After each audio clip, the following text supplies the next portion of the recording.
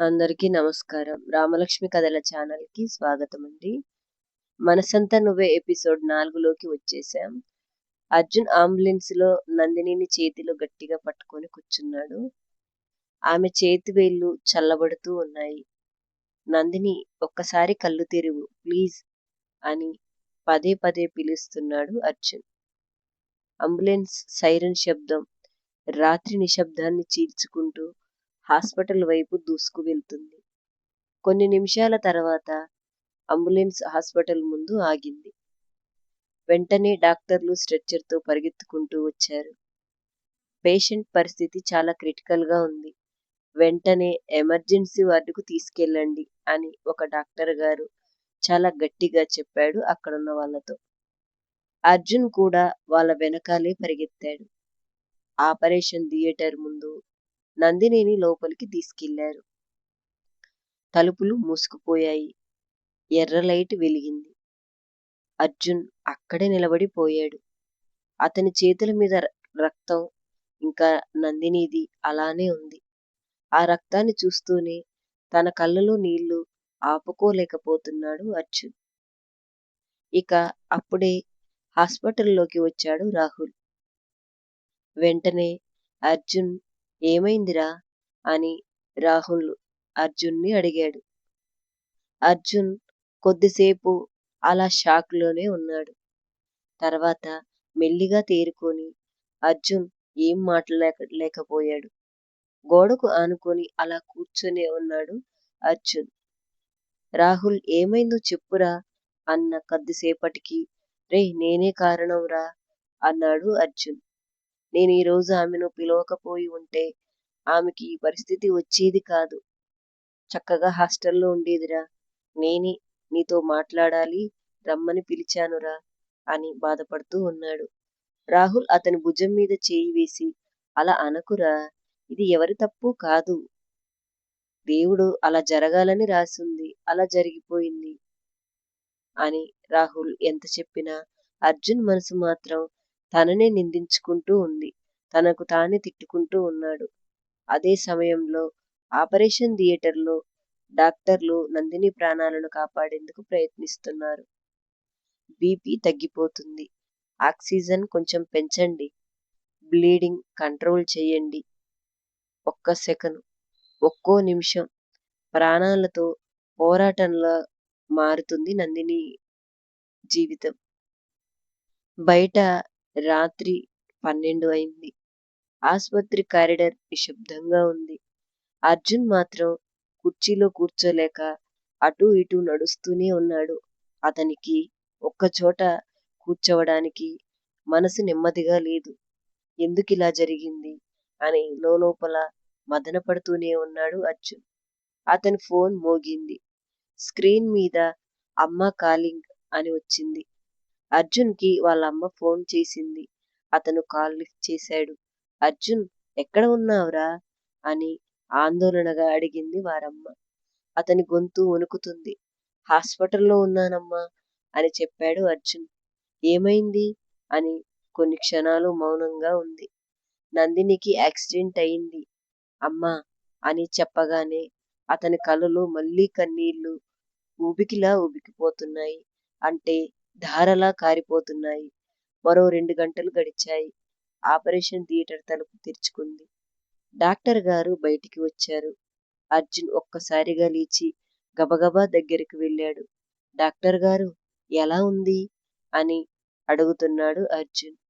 ఆ మాటలకు డాక్టర్ గారు గట్టిగా ఊపిరి పీల్చుకున్నాడు. ప్రాణాపాయమైతే తప్పింది అని చెప్పాడు డాక్టర్ గారు. ఆ మాట వినగానే అర్జున్ హమ్మయ్య అని ఊపిరి పీల్చుకున్నాడు. కానీ డాక్టర్ మాట ఇంకా పూర్తి కాలేదు. మళ్ళీ డాక్టర్ గారు, కానీ ఆ ఒక్క మాటతో అర్జున్ గుండె బలంగా కొట్టుకుంటుంది. ఏమైంది డాక్టర్ గారు? ప్రాణాపాయం లేదని చెప్పారుగా, మళ్ళీ కానీ అంటున్నారేంటి? ఏమైందో చెప్పండి అని అడిగాడు అర్జున్. ఆ మాటలకు డాక్టర్ గారు, తలకు చాలా బలమైన దెబ్బ తగిలింది. తనింకా స్పృహలోకి కూడా రాలేదు. తర్వాత స్పృహలోకి వస్తే ఆమె ఎలా స్పందిస్తుందో మనం ఇప్పుడే చెప్పలేం అని డాక్టర్ గారు చెప్పి వెళ్ళిపోయాడు. ఆ మాటలు విన్న అర్జున్ అక్కడే కుర్చీలో కూర్చున్నాడు. తల ఉంచుకుని, దేవుడా, నా జీవితంలో నేను మొదటిసారి నిన్ను ఏదో అడుగుతున్నాను. ఆమెను క్షేమంగా నాకు తిరిగి ఇవ్వు అని చేతులు జోడించి దేవుణ్ణి వేడుకుంటున్నాడు అర్జున్. ఇక అప్పుడే ఐసీయూ గది లోపల నందిని చేతి వేళ్లు చాలా మెల్లిమెల్లిగా కదులుతున్నాయి. మానిటర్ పై ఆమె గుండె స్పందన కొద్ది కొద్దిగా మారిపోతుంది. డ్యూటీ నర్సు ఒక్కసారిగా అది గమనించి, డాక్టర్ గారు, డాక్టర్ గారు, పేషెంట్ కొంచెంగా రెస్పాండ్ అవుతుంది అని గట్టిగా పిలిచింది ఆ నర్స్. ఐసీయూ గదిలో ఉన్న మానిటర్ ఒక్కసారిగా బీప్ శబ్దం చేయడం ప్రారంభించింది. వెంటనే డాక్టర్ గారు ఐసీయూ గది లోపలికి పరిగెత్తారు. అర్జున్ బయట నుంచే గాజు తలుపులో నుంచి తొంగి చూస్తూ ఉన్నాడు ఐసీయూ గదిలోకి. అతని చేతులు, కాళ్ళు వణికిపోతున్నాయి. కొన్ని నిమిషాల తర్వాత నందిని కాళ్ళు వేళ్ళు కొన్ని నిమిషాల తర్వాత నందిని కాళ్ల వేళ్ళు స్వల్పంగా కదిలాయి. నెమ్మదిగా ఆమెను కళ్ళను తెరవడానికి ప్రయత్నించింది.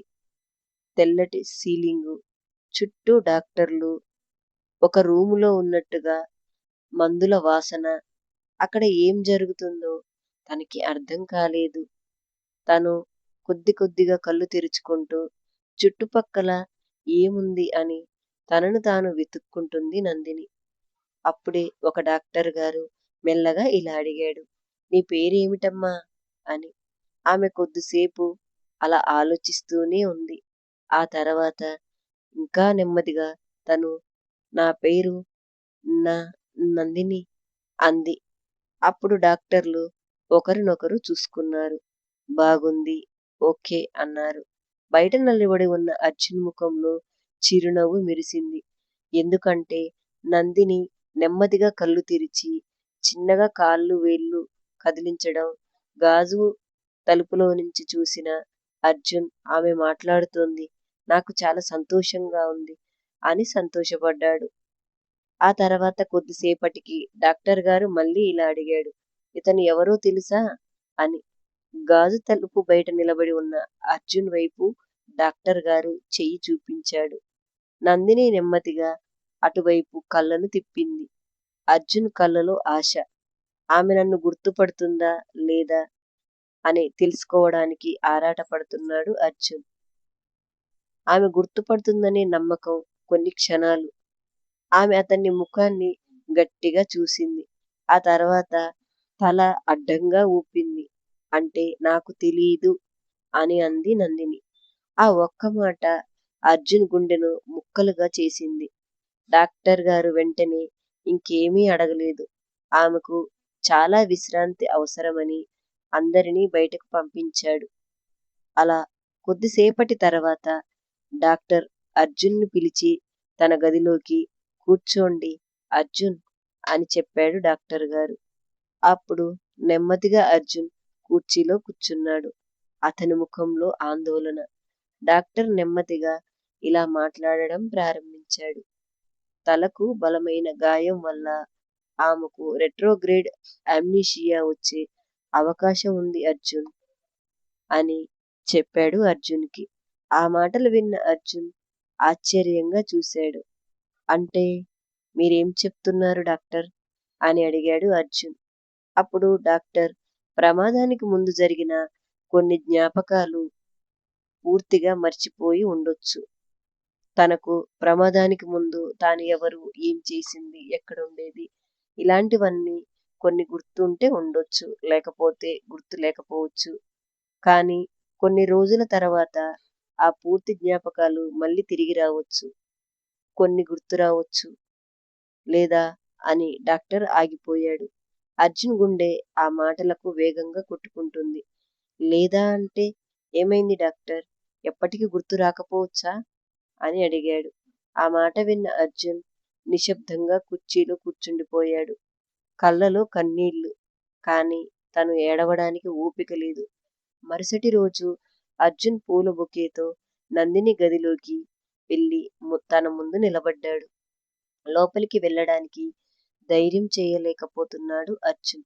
ఎందుకంటే అర్జున్ని గుర్తుపెట్టలేకపోయిన నందిని ఇప్పుడు నేను ఎలా ఫేస్ చేయగలను? తన ముందు నిలబడి నేను తనకు ఏమని చెప్పాలి అని ఆలోచనలో వెళ్ళి అలా నిలబడిపోయాడు అర్జున్. చివరికి తలుపు తట్టాడు. రండి అని నందిని స్వరం వినిపించింది. అతను నెమ్మదిగా లోపలికి వెళ్ళాడు. నందిని మంచంపై కూర్చొని ఉంది. ఆమె చిరునవ్వుతో హలో అంది.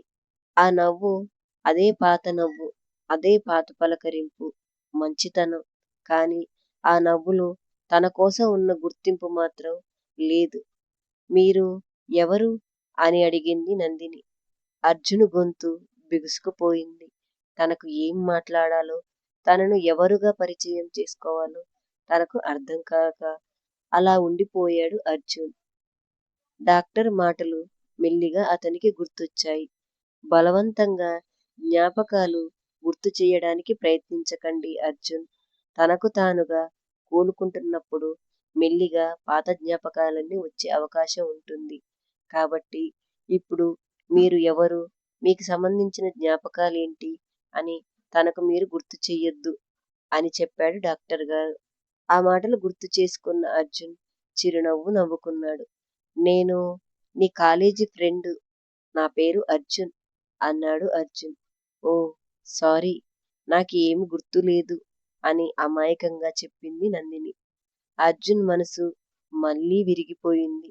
అయినా ఆమె ముందు మాత్రం తన బాధను చూపించదలుచుకోలేదు అర్జున్. ఎందుకంటే తను ఇప్పుడు ఏం చెప్పినా అర్థం చేసుకునే పరిస్థితుల్లో లేదు. పర్లేదు అని తన మనసులో తాను అనుకున్నాడు.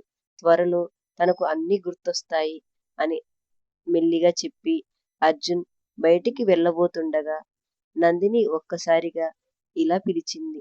ఒక్క నిమిషం అని అంది నందిని. అతను వెంటనే వెనక్కి తిరిగి చూశాడు. మీ పేరు ఏమన్నారు అని అడిగింది నందిని. ఆ ప్రశ్న అర్జున్కు కత్తిలా గుచ్చుకుంటుంది గుండెల్లో. కొన్ని క్షణాలు ఆమెనే చూస్తూ నిలబడ్డాడు అర్జున్. ఆ తర్వాత చిన్నగా నవ్వి నా పేరు అర్జున్ అన్నాడు. నందిని ఆ పేరును మెల్లగా పలికింది. అర్జున్. ఎందుకో ఆ పేరు వినగానే ఆమెకు క్షణం పాటు తలలో చిన్న నొప్పి వచ్చినట్టు అనిపించింది. తనకు ఏం జరుగుతుందో తనకు అర్థం కాలేదు. కానీ తన తలలో బ్రెయిన్లో ఒక వర్షపు దృశ్యం, ఒక గొడుగు, ఇంకా ఒక చిరునవ్వు మెరుపులా కళ్ళ ముందు మెరిసి మాయమైపోయినట్టుగా తన బ్రెయిన్లో, తన మెదడులో చిన్న మెలకువలు వస్తున్నాయి. ఆమె ఒక్కసారిగా తన తలను పట్టుకుంది. నాకు ఏమైంది? నా మెదడులో ఏదో మార్పులు జరుగుతున్నాయి అని తలను పట్టుకొని నొప్పి వస్తున్నట్టుగా బాధపడుతుంది. అది చూసిన అర్జున్ భయంగా అడిగాడు. ఏమీ లేదు, ఒక్క క్షణం ఏదో గుర్తొచ్చినట్టయింది అని తనను తాను సంభాళించుకొని అలా అంది. ఆ మాట విన్న అర్జున్ కళ్ళలో మళ్ళీ కొత్త ఆశ వెలిగింది. నందిని కేవలం కళ్ళను కొద్దిసేపు తెరిచి మళ్ళీ స్పృహ కోల్పోతుంది, లేదా మందుల ప్రభావంతో నిద్రలోకి వెళ్తుంది. డాక్టర్ ప్రాణాపాయం తప్పింది, కానీ ఇంకా పూర్తిగా కోలుకోవడానికి సమయం పడుతుంది. ఇప్పుడు ఎలాంటి నిర్ణయం చెప్పలేం. అర్జున్ ఆమె చేతిని పట్టుకొని నేను తిరిగి వస్తాను. నువ్వు కోలుకొని నా కోసం ఎదురు చూడాలి. అదే సమయంలో విదేశీ కంపెనీ నుంచి ఒక ఫోన్ కాల్ వచ్చింది అర్జున్కి. 48 గంటల్లో రిపోర్ట్ చెయ్యాలి, లేకపోతే నీకు లండన్లో వచ్చిన ఉద్యోగం రద్దు అవుతుంది అని మెసేజ్ వచ్చింది అర్జున్కి. అర్జున్ అయోమయంలో నిలబడిపోయాడు. ఇక్కడితో ఎపిసోడ్ 4 ముగిసిపోతుంది. 5లో నందిని జ్ఞాపకాలు తిరిగి రావడం లేదా అర్జున్ విదేశాలకు వెళ్ళాలా వద్దా అన్న నిర్ణయం వారి జీవితాలను పూర్తిగా మార్చే భావోద్వేగ మలుపుకు ప్రారంభమవుతుంది.